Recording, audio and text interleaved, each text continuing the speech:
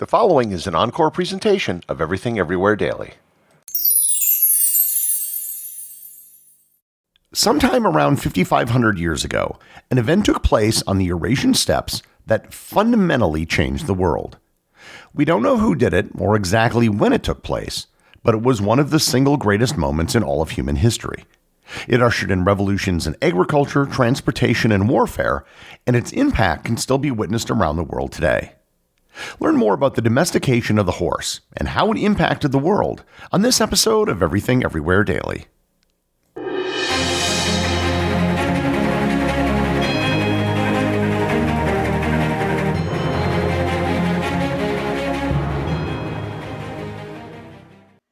This episode is sponsored by Quince. Temperatures are dropping and the holidays will soon be upon us. This is when you want your wardrobe to just work. Stuff that looks sharp, feels good, and you'll actually reach for. That's why I go with Quince. I recently purchased a Mongolian cashmere sweater. At Quince, you can pick one up for $50, when you normally drop $200 or more for the same thing. They also have great denim pants and chinos, as well as fantastic down jackets, as well as wool and leather coats. By partnering directly with ethical factories and top artisans, Quince cuts out the middleman to deliver premium quality at half the cost of similar brands, and often even bigger discounts. Get your wardrobe sorted out and your gift list handled with Quince. Don't wait. Go to quince.com/daily for free shipping on your order and 365-day returns. Now available in Canada too. That's QUINCE.com/daily. Free shipping and 365-day returns. Quince.com/daily. This episode is sponsored by Mint Mobile. You know, you don't have to let big wireless and your overpriced phone bill suck the joy out of the holidays this year. Because right now, all of Mint Mobile's unlimited plans are 50% off. You can get 3, 6, or 12 months of unlimited premium wireless for $15 a month. It's their best deal of the year and makes it really easy for you to give your expensive wireless bill the Scrooge treatment. All plans come with high-speed data and unlimited talk and text delivered on the nation's largest 5G network. That's why I recommend Mint Mobile. Turn your expensive wireless present into a huge wireless savings future by switching to Mint. Shop Mint Unlimited plans at mintmobile.com/EED. That's mintmobile.com/EED. Limited time offer. Upfront payment of $45 for 3 months, $90 for 6 months, or $180 for 12-month plan required. $15 a month equivalent. Taxes and fees extra. Initial plan term only. Greater than 35 gigabytes may slow when network is busy.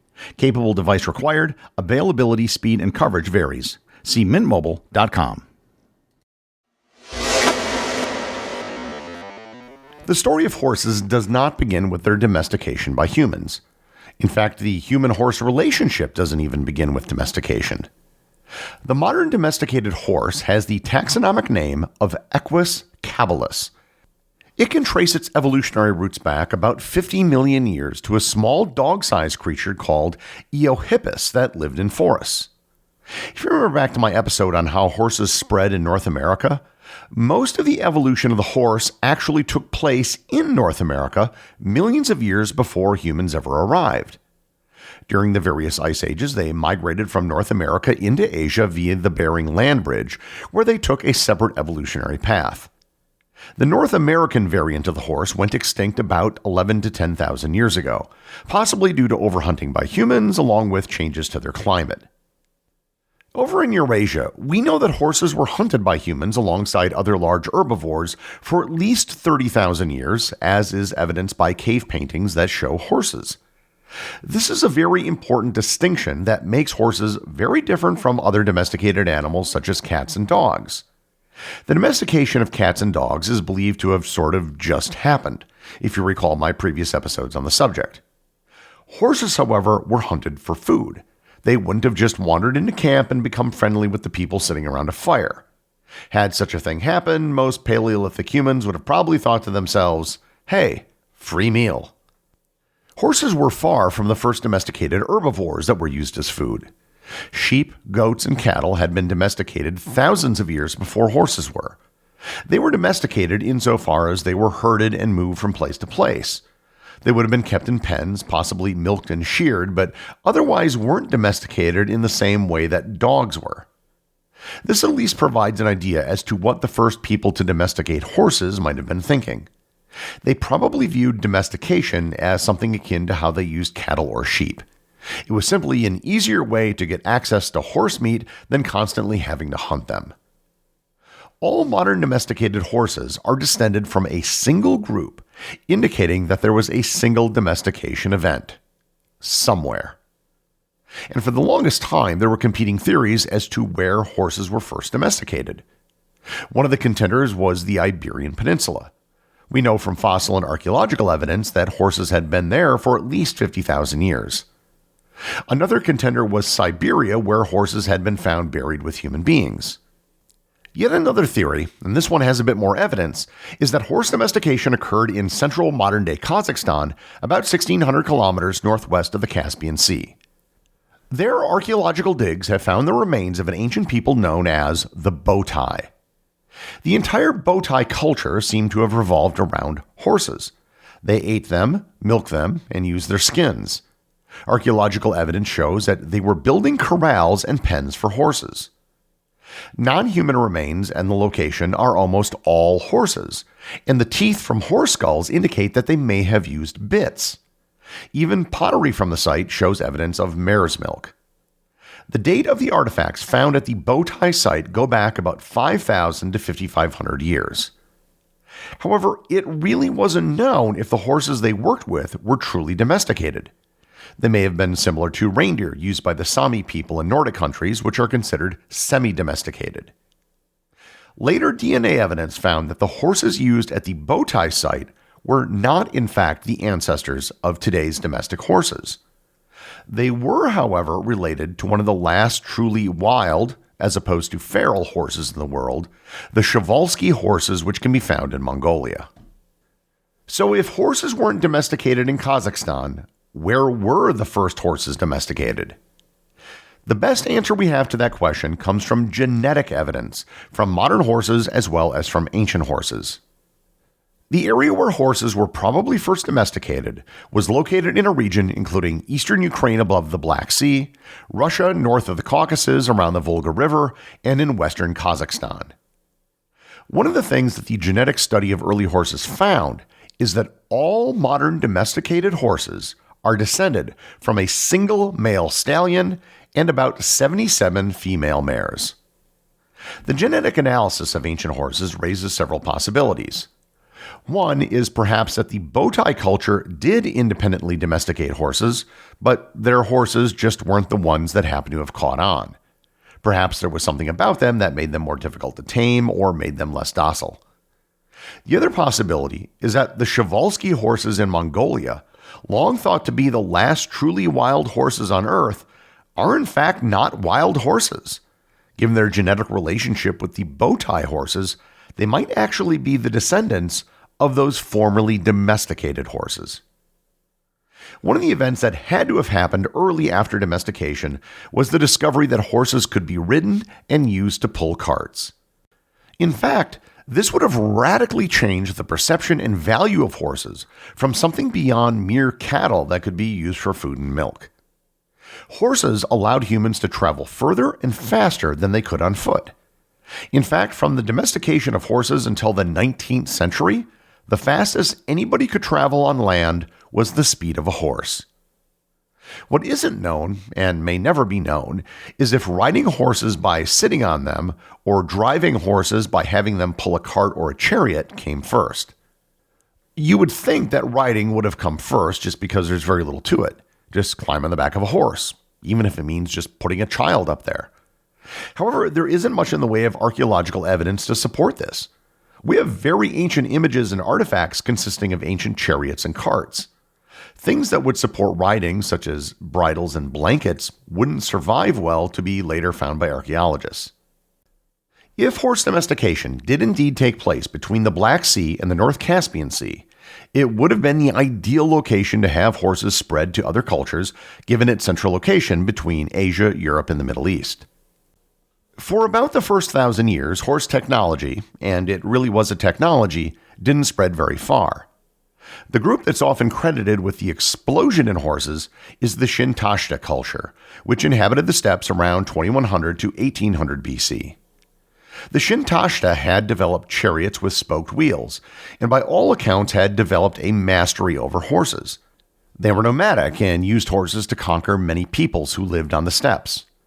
And in the process of doing so, they brought horses with them, possibly replacing any previous domestications using other species of horse like the bow tie. Their efforts, either purposefully or inadvertently, brought horses to a wide number of people in and around the steppes during the Bronze Age.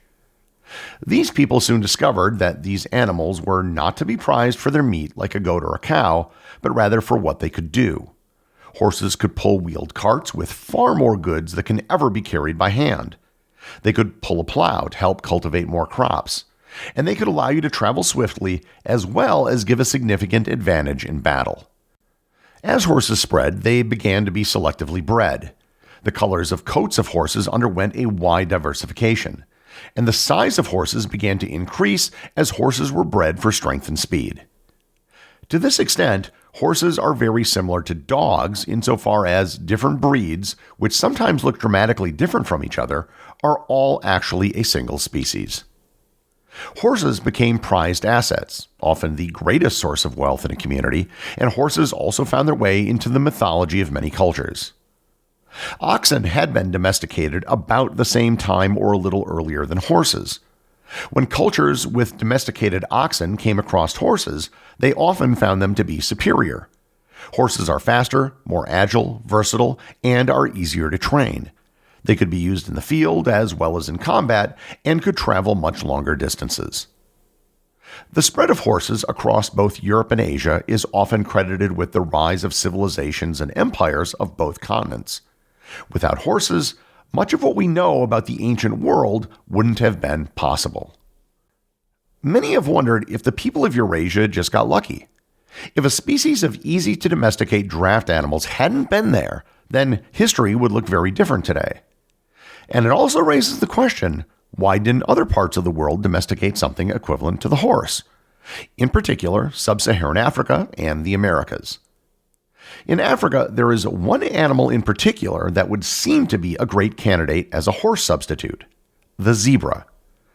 Zebras are members of the genus Equus, along with horses. They have hooves and a mane and look very much like horses, especially if you're willing to ignore their stripes. Yet, zebras were never domesticated, and the fact they weren't domesticated wasn't for a lack of trying. Zebras are simply different creatures. They can be very aggressive and tend to panic. They aren't as strong as horses, are challenging to breed in captivity, and they don't have a hierarchical social structure like horses, which can be taken advantage of to tame horses. Likewise, in South America, llamas and alpacas were domesticated, but they had nowhere near the size and strength of a horse. They couldn't carry the same burdens or travel as fast. And just to end, if you want to engage in a bit of alternate history, you can imagine what might have happened in North America if horses hadn't gone extinct 10 to 11,000 years ago. It really isn't too much of a stretch to imagine native peoples in North America domesticating horses thousands of years ago. If they had been able to harness the speed and power of horses, the historical trajectory of the world may have been radically different. I've covered the origins of many different inventions and discoveries in previous episodes, and I've also covered the domestication of various animals, from cats and dogs to chickens. However, there is a very strong case to be made that the domestication of horses was the single most important step in human history. It would be right up there with the wheel and the discovery of fire. While we might not use or even see horses as much anymore, none of what we have today would probably exist if it wasn't for the domestication of the horse. The executive producer of Everything Everywhere Daily is Charles Daniel. The associate producers are Austin Oetken and Cameron Kieffer. My big thanks go to everyone who supports the show over on Patreon. Your support helps make this podcast possible. And I also want to remind everyone about the community groups on Facebook and Discord. That's where everything happens that's outside the podcast, and links to those are available in the show notes. As always, if you leave a review on any major podcast app or in the above community groups, you too can have it read on the show.